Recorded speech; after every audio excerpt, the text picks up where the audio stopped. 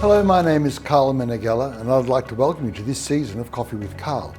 In each episode, we welcome guests from all over the world who are here to share their knowledge, insights and wisdom in topics both big and small. Hopefully every episode will also have some tips, tools and takeaways that you can use to further your personal and your professional growth. So thank you very much for joining me in Coffee with Karl. Thank you.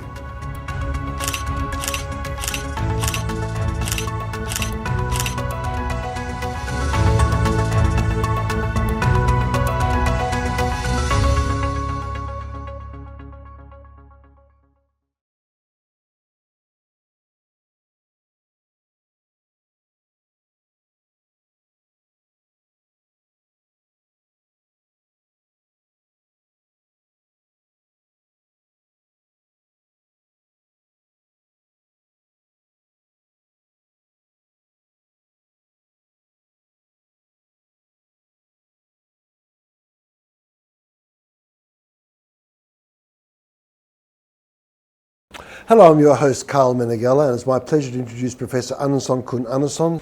Good morning. Good morning. Nice How are meeting you? Very good. Very good. And Professor, you're up here at Prayasihimana Buddhist University this weekend doing a weekend workshop, is that correct? Yes, that's right. And in Bangkok you're at Kirk University. Yes, Kirk University. Very good. And the Dean of the School of Business there. Excellent, excellent. And today I believe for the weekend workshop you're talking about career preparation. Yes, we'll talk about the preparation for students for the future of their career. Very important topic, very important topic. So, if I may ask, what was your first job and what have you learned from that first job which still stays with you today? I've been in the academia for 50 years. After second retirement, I noticed that my former students, they entered into jobs successfully, non-successfully. I have met some, but never met some also. But I also learned my performances for a long time after the first year of my teaching career until 49th or 50 years later. I learned and noticed a lot of their success. Still learning. Surely. I love that, lifelong learners, very good. So for someone preparing to graduate, what advice would you give them? What would be your little pearl of wisdom?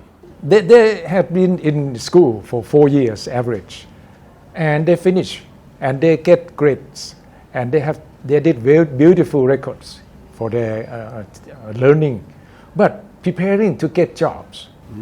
No need to be a salary person, no need to be self-employed, no need to be a start-up person, unless students, they examine themselves. What do they like to do? What do they want to do? What pictures they could see for the future? I'd like to show an example of our neighboring country person, Mr. Tan. Mr. Tan, the one who started Uber, taxi, dating, calling taxi.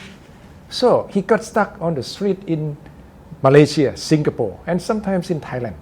And he got the idea that could be some kind of communication using smartphones. Everyone, they all have smartphones. And dating, calling, make appointment with taxis, very important.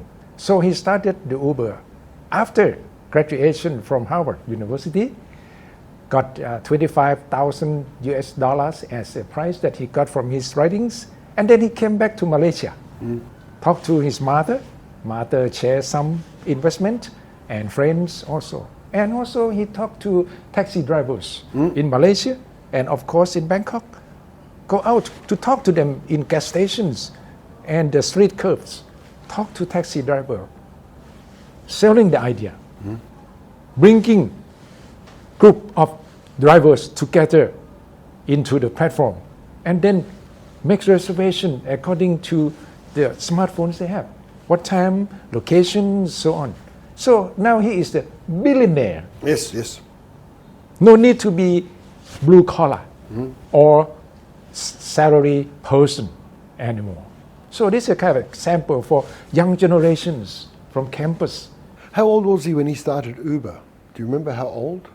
He started when he was before 30, about 25 plus. Yes, yep. Oh, very good. Young, very young. I think it's a testament to someone identifying an opportunity, but also having the courage to move forward with that opportunity. And I think that's another part of the character students need. So what are some of the common mistakes that you see students making over the years? What are some of the common mistakes they make? I like to show example of mine. Myself, after graduation, I did not think what I plan to do, what I would like to do, but I went out to the countryside with my friends. But meanwhile, the head or the CEO of educational department came to see my mother.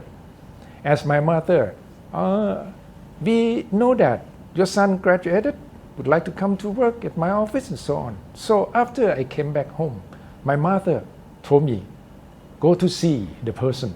So I went to see him. He asked me to work on the next day. So I did not have time to prepare myself mentally, spiritually, thinking.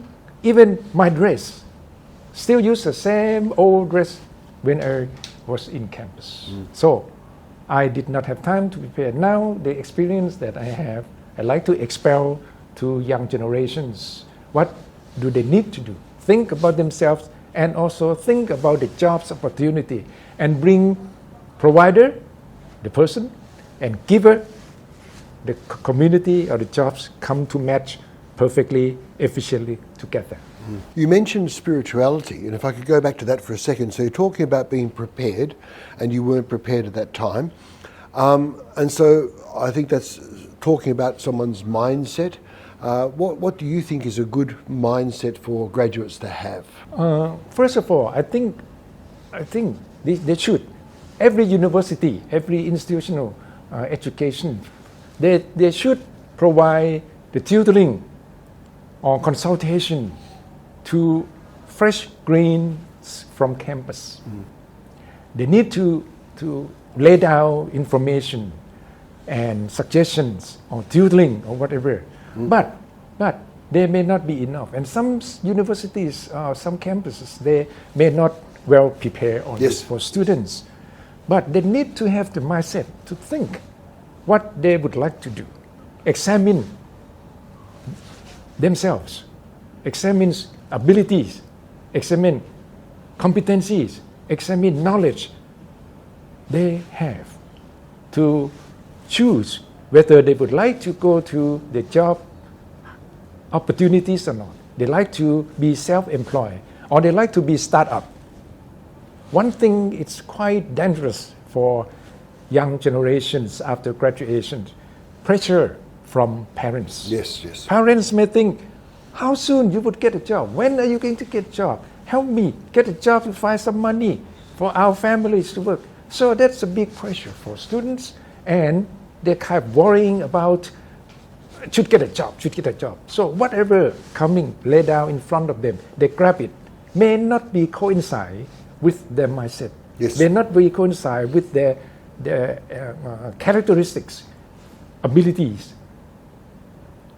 So I think this is what we need to expel and have some kind of programs that we are doing now for students at the PSBU. You have a long experience in university education. In your opinion, do you think universities are catering for that aspect of student life, of mindset? For example, an open mindset versus a closed mindset. Do you think universities are catering for that, or could they do better?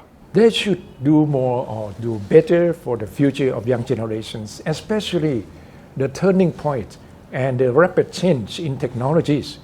In my day, no smartphones. Yes. In my old day, we used some kind of dial telephone communications from the States where I went to get my education, and back in Thailand, the letter takes 10 days. Yes. Take 10 days. And calling, expensive. Yes. So nowadays, very fast, real quick to get information, real quick to look for jobs and also understand to each other. So nowadays, everything laid out for young generations. They should use these for careers in the future. Information from the markets, and also examine themselves, examinations, tutoring, training, they should attend seminars, so on, to prepare themselves for attempting for the career in the future. You talked about family pressure And I think there's two different types of family pressure. One of them is the pressure, get a job, when you're going to start earning money for the family. I think the other pressure is, I want my son to be a doctor, or I want my son to be an accountant, or I want my daughter to be a lawyer, and that kind of pressure. And I think in an Asian context, that's a very tough conversation for a child, a student, to have with their parent. Exactly. Do you find in your experience that there are students who are pushed into a career path which may not resonate with their passion or with their ability or with their personality? Do you find that very often? I find some, but several cases that I have been told from my wife. She was from the medical school of Chiang Mai University. Her students are medical students. And several students were pressured by parents. You should study medicine so that you could be a doctor, help the family members, so on. So meanwhile, the students, they don't like. They like to be artists, they like to be painting, they like to be singers, they like to study music, they like to study literatures. But they are making a very good grade. So parents pressure them to study engineering, to study medicine. Yes. But personality, psychologically, a lot of pressure to students. Some students, a lot of they pressure. could not do anything, could not deny parents, but for the society, for having sons or daughters to be a doctor, it's a big fest for parents. And status, and yes. And students just scratches themselves, jumped from the top floor Yes. to the bottom. Unfortunately, yes, a lot Feel of sad, pressure. try to be a quiet person. So conflict of personality that would force students to do something which they don't like, they don't want to be. I was speaking to a colleague of ours, Miss Chantani, last week, and she spoke of her son. And she said herself she had visions of her son becoming an accountant. And the son did 1 year, and after 1 year he said, look, Mum, this is not for me. And he became a voice coach. And I believe now he's actually quite famous. He coaches stars and celebrities. He does his own voice work. And again, for those of you out there who are listening, this may resonate with you, because it is a very tough conversation to have with mum or dad about your aspirations, your dreams. And I think what you're saying here is that it may take a while to have that conversation, but it's your life when it finally comes down to it, and you need to have that conversation in a way that still respects age and culture and everything else, but making sure you get some sense of fit. Yeah, I had an experience. I had been a hospital director for 10 years. And my daughter, after graduated from high school, she said to me, Dad, don't force me to study medicine. I kept my mouth shut. I did not want, because she was a very good student, very good in mathematics, calculations, perfect. Yep. And she afraid of bugs, afraid of blood, afraid of wounded, so on. So she denied it, and she went to engineering school, majoring in electricity. She loves it. Is she happy? Happy. Is she working in Made a good engineering grade. now? Cum laude. Yeah. Oh, very good. After Very graduation. impressive. And he got the master degree with a scholarship from the Electricity Authority Generation of Thailand. To went to England to got master degree, because I never forced her. Yep. Even I like her to be a doctor for myself, Of course. for her mother and the family members in the future and so on. So I did not force her. I would argue that you're an exception to the rule, that a lot of parents aren't that liberal. And I think that's really good to see that. You were talking before, I know you like playing golf and you like travelling, and that talks to me about habits. Could we maybe talk about some of the habits you think, in your observations and your own research, some habits that students maybe should be looking to acquire, or should be practicing, or should be engaged with? What kind of habits would you recommend? Depends on the competency, ability. Some students love to play music, singing, play music, very good in music, like a friend of mine. His father was a famous doctor in Chiang Mai, Thailand, for a long time. And he went to medical school. He flung. After the third year, he left from medical school and transferred to School of Education, majoring in English, singing songs, playing guitar, very good musician. He loves it. He loves it. And he shy away from being doctor for his career. So he loves to do. So I like to tell students, especially PSB student here, that what you love to do, what you plan to do, what you think you want to do, go ahead and do it. And I think the days of having one career have gone. I know I was having a conversation with one parent who said that his daughter says, what do you want me to do? And the parent actually said, you don't have to decide on a career, it's what you want to do next. And I think that's something where reality has changed. So a lot of parents are still thinking one career for life.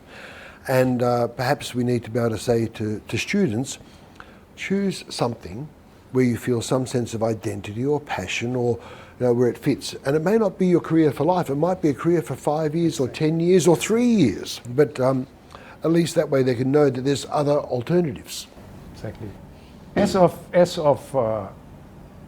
teachers, as of professors, as of people in education institutions, our role is supporting students, asking, observing what they like to do, what they plan to do, and support them, provide them information as much as possible.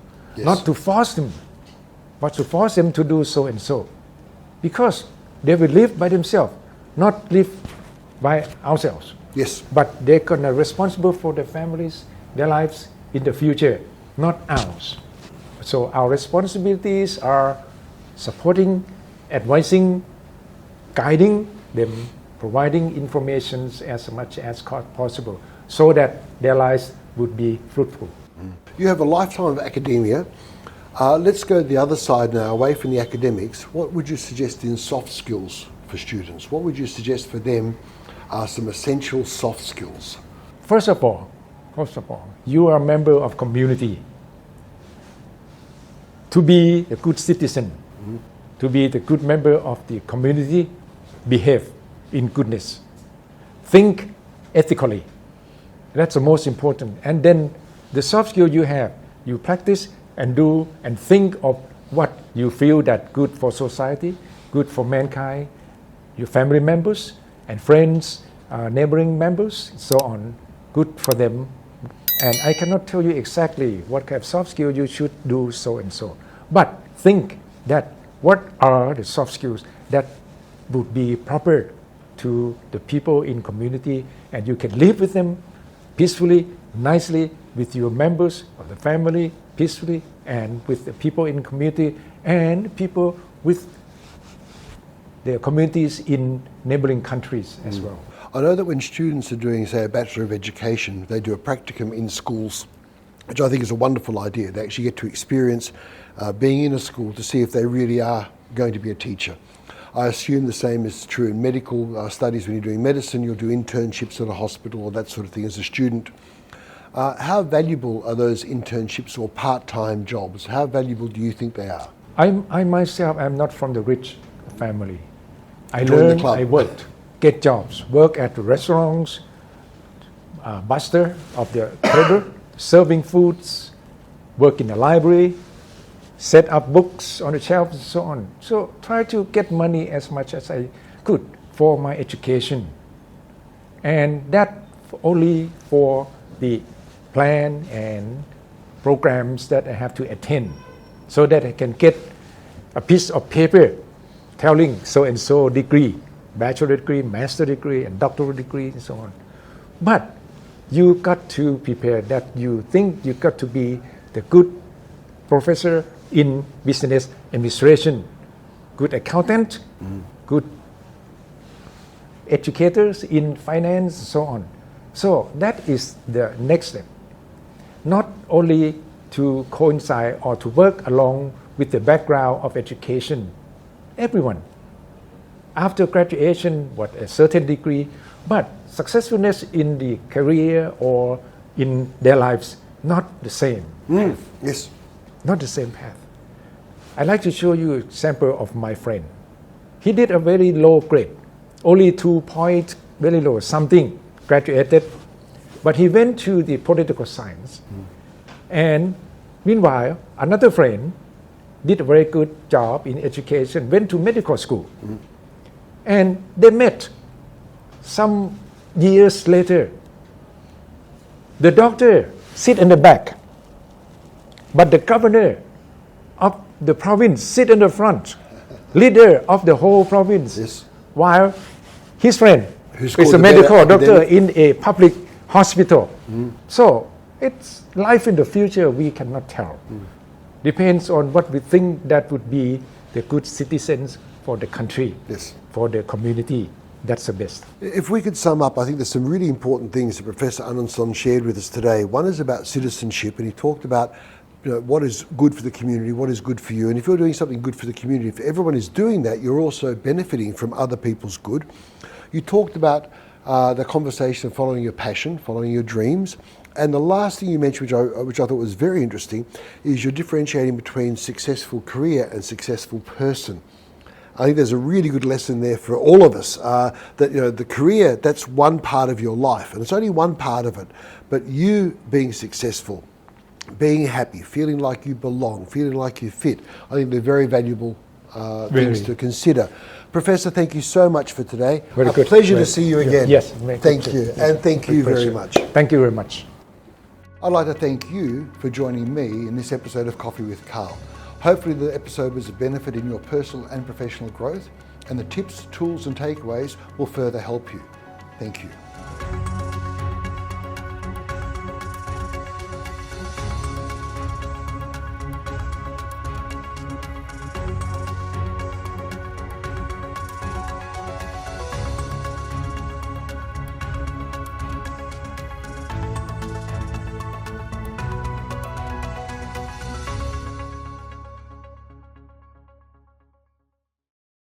Hello, my name is Dr. Karl Meneghella, and I'd like to thank you for following Coffee with Karl for the past 3 seasons. I've really enjoyed putting these podcasts together and meeting experts from all over the world as they come onto the show to share their insights, knowledge and experience. 2026 will kick off with season 4, but before that, I'd actually like to pause for a minute and just wish you a very Merry Christmas, a Happy New Year, and I hope that 2026 is fulfilling for you. I hope it's filled with joy, love and professional progress. So thank you very much. All the very best. I look forward to seeing you in 2026. Thank you.